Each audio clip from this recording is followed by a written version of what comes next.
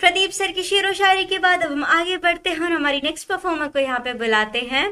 देखिए, आप सभी कलमकारों की रचनाएं हैं बेहद कमाल, कोई सवाल ही नहीं है। आप सभी कलमकारों की रचनाएं हैं बेहद कमाल। आप सभी ने आज केटीआर मंच पर मचाया खूब धमाल। और अभी आपके सामने अपनी कला का कमाल दिखाने आ रही है अंजलि बारूपाल। अंजलि मैम।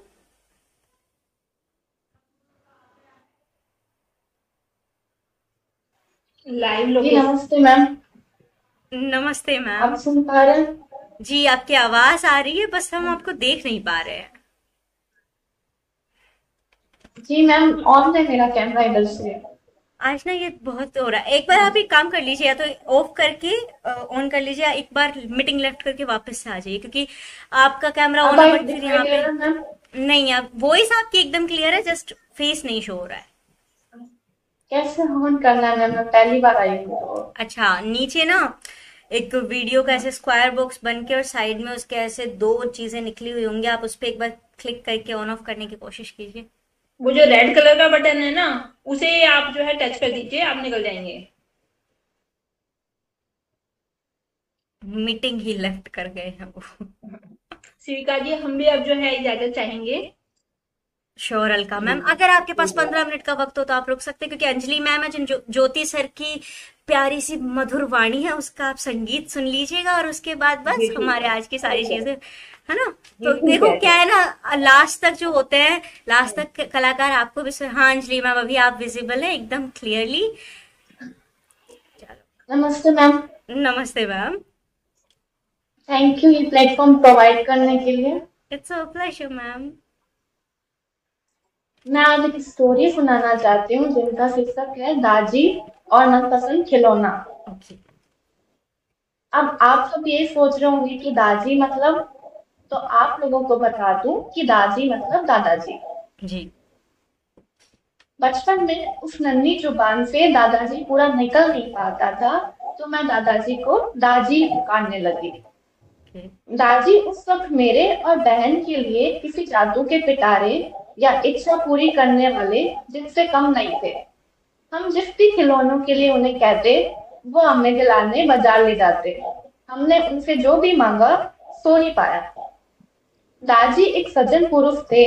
उनके समय की पाबंदी के गुण के साथ उनमें धार्मिकता भी थी। वह हर साल पैदल रामदेवरा जाते थे। आते वक्त हमेशा मेरे और बहन के लिए कुछ ना कुछ लेकर ही लौटते थे। अब फिर वो चाहे कुछ खिलौना हो या गले में पहनने वाला लॉकेट ही सही। उस एक साल की बात है जब वो मेरे लिए यूं ही कोई खिलौना लाए और बहन के लिए रबड़ की डोरी खींचकर कुछ दूर तक उड़ने वाला हेलीकॉप्टर। बचपन में उन जगमगाई आश्चर्य भरी आंखों को अपना खिलौना पसंद ना आकर बहन का वो उड़ने वाला हेलीकॉप्टर ही पसंद आया। हालांकि बहन मुझसे बड़ी होने के नाते कभी कभी थोड़ी देर उस खिलौनों से खेलने देती थी, परंतु अपनी चीज तो अपनी होती है ना। दादी से जिद कर बैठी कि अगली बार जब आप रामदेवरा दर्शन के लिए जाएं तो मेरे लिए वैसे ही खिलौना ले आए। दादी ने भी मुस्कुराकर हाँ कह दी कि ठीक है, अगली बार आपके लिए भी वैसा ही खिलौना लाएंगे, और अपने कामों में लग गए। उम्मीदों से भरा मन फिर अगले साल के इंतजार में लग गया। फिर भाद्रपद का महीना आया और दादी के रामदेवरा पैदल यात्रा की तैयारियां जोरों शोरों से थी। इस बार दादी के साथ दादी माँ भी जाना चाहते थे। दादी भी इस माँ की बात से सहमत थे और दोनों खुशी खुशी रामदेवरा के लिए रवाना हो गए। जाते वक्त मैंने दादी को पैर छूकर बाय किया और उनके कानों में धीरे से बोलकर अपने उस खिलौनों के बारे में याद दिलाया कि मुझे भी दीदी को जो लाकर दिया था आपने, इस बार वही लाकर दे। हम्म। और आश्वासन लिया उनसे कि लौटते वक्त वो सेम खिलौना मेरे लिए लेकर आएंगे। कुछ दिनों तक उनकी यात्रा के ठहराव स्थानों की सूचना किसी न किसी लैंडलाइन फोन से हमें मिलती रही। मैं पलके बिछाकर उनकी राह देखती रही, या यूं कहूं कि बचपन की उस नादानी को अपने खिलौनों से मिलने की थोड़ी ज्यादा जल्दी थी। और मुझे आज भी इंतजार है अपने मनपसंद खिलौने का, पर शायद मनपसंद खिलौने का नहीं, दादी का। मेरी किस्मत में ना खिलौने से मिलना लिखा था और ना ही दादी से। दुर्भाग्यवश दादी का उस यात्रा के दौरान निधन हो गया। काश मैं अपने खिलौनों की जगह उनसे उन्हें ही मांग लेती। मैं उनसे इतना ही कहना चाहूंगी कि दादी, इस बार आप आना, चाहे साथ में कुछ भी ना लेकर आना। ना चाहिए मुझे मोटर गाड़ी, ना ही साइकिल की सवारी। आप बस लौट आना, चाहे मुझे कहीं ना घुमाना। ना होगी जिद कोई मेरी, ना मांग मुझे अबे करनी। दादी, आप चाहे लौट आना, चाहे साथ में कुछ भी ना लाना। मेरी सभी युवा साथियों से विनती है कि आपके घर में जितने भी बुजुर्ग है, दादा दादी, नाना नानी, जितने भी, चाहे जितनी मर्जी आपको थोड़ा सा भी वक्त मिले, आप प्लीज उनके साथ वक्त बिताइए। अपने जरूरी कामों से निकल के, अपनी निजी जिंदगी से कुछ समय निकाल कर प्लीज उनके साथ बैठिए, क्योंकि उनके साथ आपको जो वक्त मिलेगा आप कभी नहीं भूल पाएंगे। यकीनन आपको उस समय का पछतावा नहीं होगा जो आप उनके साथ बिताएंगे। बिल्कुल बिल्कुल सही कहा अंजलि मैम आपने। और जो आपकी कहानी थी, कहानी से ज्यादा आप बीती है। तो वही है कि आप अब एक वो रह जाता है कि हाँ खिलौने लाते थे, लेकिन उससे ज्यादा थे कि वो आते थे, दाजी जाते थे, दाजी खिलौने लाते थे। वो जो सारी यादें हैं वो दाजी से जुड़ी हुई हैं। खिलौना तो एक जरिया था उनका, अब जा रहे हैं तो लेके आने का, बट वही कि वो फिर वापस नहीं आ, जब लोग चले जाते हैं तो उसके बाद जो कशिश रह जाती है। आपने अपनी कहानी के जरिए बहुत अच्छे से बताया, और जो लास्ट में मैसेज दिया। जी अंजलि मैम। मैम, अगर आपकी इजाजत हो तो मैं एक पोयम, छोटी सी पोयम है, वो भी बोलना चाहूंगी। Sure sure sure. Thank you. ये पोयम है हमारे देश में जो कहता है ना कि लड़कियों को बहुत फ्रीडम है। तो मैं पूछना चाहती हूँ कि मैं बेटी इस देश की कहना कुछ चाहती हूँ। आजादी है मेरे देश में, मानूं कैसे इस बात को। बंदिशों में बेबस हुई नारी के देखूं जब हालात को। मैं कैसे मानूं कि हमारे देश में आजादी है, जब मैं नारी के इन हालातों को देखती हूँ।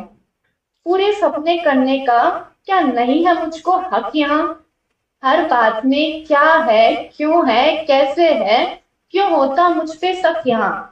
वक्त पर सोना, वक्त पर उठना, करती मैं हर काम यहाँ। निभाती हर एक जिम्मेदारी, इज्जत का पर नाम कहाँ। मैं बेटी इस देश की कहना कुछ चाहती हूँ। आजादी है मेरे देश में, खुद की पसंद के कपड़े पहनने पर, किसी के साथ 2 मिनट हंस के बात करने पर, बात बात पर, चरित्र पर उठते सवाल यहाँ। क्या आजादी सच में है मेरे देश में, मानूं कैसे इस बात को। कुछ पल घर से देर से पहुंचने पर, माँ बाप के चेहरे पर सिकन का भाव है। कि कुछ पल घर देर से पहुंचने पर, माँ बाप के चेहरे पर सिकन का भाव है। न सेफ्टी यहाँ रात में, दिन में भी तो अभाव है। खुले घूमते गुनहगार यहाँ, 100 में बिकता ईमान है। खुले घूमते गुनहगार यहाँ, 100 में बिकता ईमान है। क्या आजादी है मेरे देश में, मानूं कैसे इस बात को। बंदिशों में बेबस हुई नारी के देखूं जब हालात को। मैं दहेज लिखूं या मार लिखूं, कि मैं दहेज लिखूं या मार लिखूं, दर्द लिखूं या पुकार लिखूं, बेटियों की चित्कार लिखूं या मर्द का झूठा अहंकार लिखूं। कि बेटियों की चित्कार लिखूं या मर्द का झूठा अहंकार लिखूं। क्या आजादी है मेरे देश में, मानूं कैसे इस बात को। बंदिशों में बेबस हुई नारी के देखूं जब हालात को। पर लिखनी है खुशी मुझे, लिखनी है उड़ान, लिखना है हक मुझे, लिखनी है पहचान, लिखना है सच मुझे, लिखना है सम्मान मुझे। पर जब सोचूं भी इस बारे में, तो कहाँ उठते हैं अरमान मेरे। आजादी है मेरे देश में, मानूं कैसे इस बात को। बहुत प्यारा पढ़ा अंजलि। बहुत बहुत बहुत अच्छा, Thank you. सच में बहुत अच्छा। बहुत बढ़िया, यहाँ पे Thank you, ma'am. बहुत बढ़िया। फिर वही सवाल बहुत कि खूब, सच में बहुत अच्छा हमारे पढ़ा देश में आपने। आजादी है क्या, ये एक सवाल फिर खड़ा Thank you, हो गया। ma'am. बहुत अच्छा। आपकी प्रेजेंटेशन बहुत कमाल की थी अंजलि मैम, और सवाल जो आपने खड़ा किया है, जवाब सब अपने अपने अंतर मन से पूछ रहे होंगे। खैर, आपके अल्फाज बहुत प्यारे थे। बहुत बहुत धन्यवाद Thank you, Anjali ma'am. Ma'am. चलिए, Thank you so much, ma'am. Thank you so much to you as well Anjali ma'am, आपने अपना कीमती वक्त निकाला। और अभी हम आगे बढ़ते हैं।